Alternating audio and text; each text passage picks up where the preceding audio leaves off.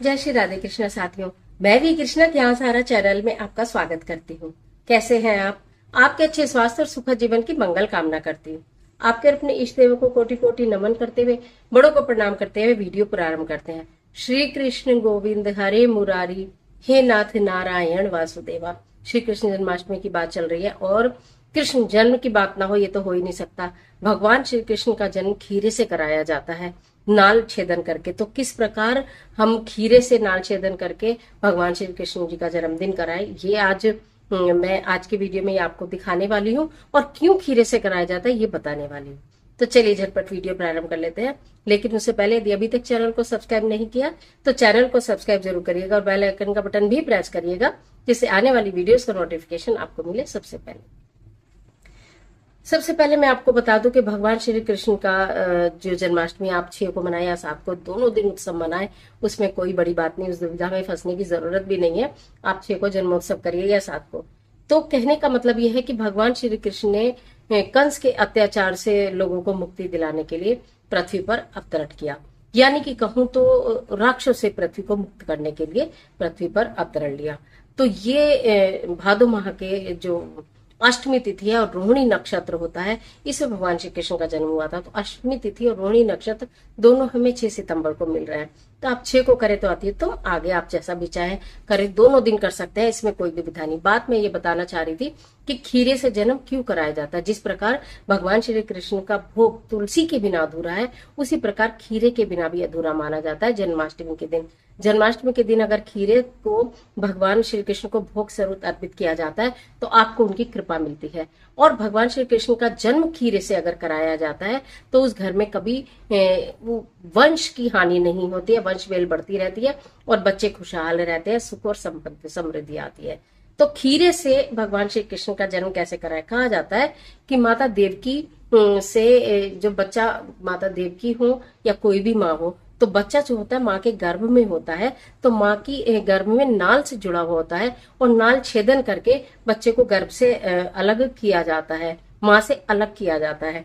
तो ये खीरा जो प्रतीक है, ये खीरा देखिए हम आपको दिखाई दे रहा होगा, डंडी वाला खीरा है। हमेशा जब आप भगवान श्री कृष्ण का जन्म कराए तो ये वाला खीरा आपको लेना चाहिए जिसमें ये हो, क्योंकि हमें ये अलग करके ही, ये नाल का प्रतीक माना गया है और ये अलग करके ही हम यहाँ से भगवान श्री कृष्ण का जन्म कराते हैं। और हाँ, याद रखो, कभी भी हमें चाकू का इस्तेमाल नहीं करना होता है। सिक्के से हम भगवान श्री कृष्ण का यहाँ से नाल छेदन करते हैं रात के 12 बजे। उससे पहले हम प्रातःकाल जब पूजा के लिए संकल्प लेते हैं या पूजा करते हैं तो कुछ स्थानों पर ऐसा भी होता है कि जैसे ये खीरा है, ठीक है, हमने ये खीरा लिया और शालिग्राम जी जो कि भगवान श्री हरिविष्णु का साक्षात रूप है, ये शालिग्राम जी, और एक हमने लाल रंग का कपड़ा ले लिया होता है, तो हम इसमें यहाँ पर शालिग्राम जी को रख देते हैं। आशा करती हूँ आपको दिखाई दे रहा होगा। और पास में हम ये खीरा रख देते हैं। इस तरह से प्रातःकाल ही गंगा जल से स्वच्छ करके ये चीजें रख दी जाती हैं। जब हम इन चीजों को रख देते हैं तो ये होता है कि हमने यहाँ पर ये भगवान श्री कृष्ण के जन्म की व्यवस्था कर दी है। ठीक है ना, ये आपको आशा करती दिखाई दे रहा होगा। ठीक है, तो और शालिग्राम जी के बारे में भी बता दूं कि भगवान श्री हरिविष्णु का स्वरूप तो है ही है, इनको स्थापित करने के लिए किसी प्राण प्रतिष्ठा की जरूरत नहीं होती है। ये आप अपने घर में लाकर, बाजार से आप जैसे पूजा के सामान की शॉप से लाए, किसी तीर्थ स्थान से लाए तो अति उत्तम होता है। लाकर गंगा जल से पवित्र कर और अपने घर के मंदिर में आप इसको स्थापित कर सकते हैं।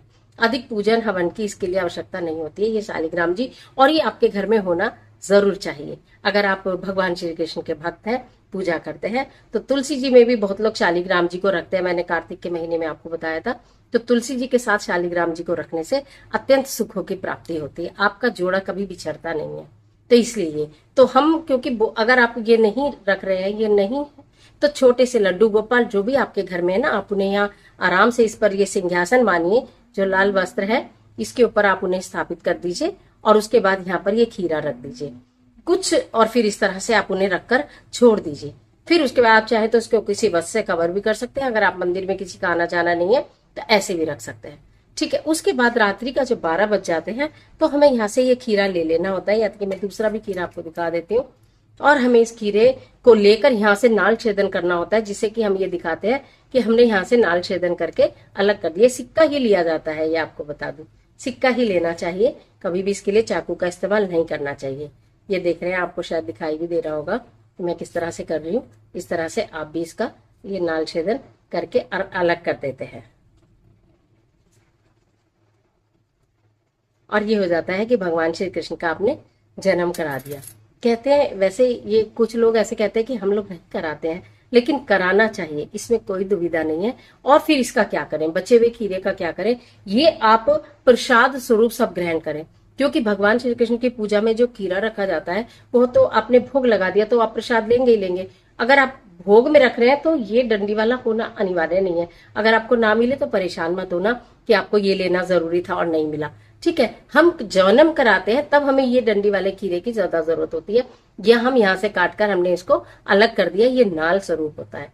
ठीक है, लेकिन इसे हम खीरे को भोग में जरूर रखेंगे, जैसे पंजीरी बनाएंगे, माखन मिश्री का भोग रखेंगे, जो भी आप दूध दही रखना चाहते हैं, जो भी आप रखना चाहते हैं, पंचामृत बनाएंगे, दूध दही शहद और गंगा जल और घी डालकर, तो पंचामृत का भोग लगता है, उसी प्रकार ही खीरे का भोग भी लगता है।